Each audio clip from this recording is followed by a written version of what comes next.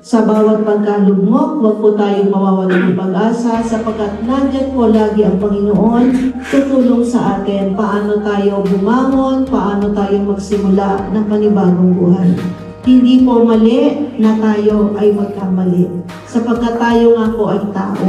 Tayo ay magkakamali, pero dapat sa bawat pagkakamali, matuto tayong bumangon. Hindi po tayo pinanganak na masama. Sabi nga ni Pastora, tayo ay pinanganak sa katauhan ng ating Panginoon. Minamahal po niya tayo.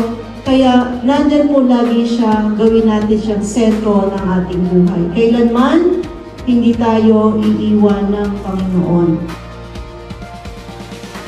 Sana sa pagbabalik ninyo sa inyong mga normal na buhay, baunin po kung ano yung natutuhan natin dito, kung ano yung naibahagi ng ating mga pastor, kung paano natin babaguhin hindi lamang ang buhay ninyo, kundi ang buhay ng inyong mga anak, ng inyong pamilya. Alam ko hindi madali na nandito kayo, naging pansamantalang tirahan, lalayo sa mga minamahal sa buhay.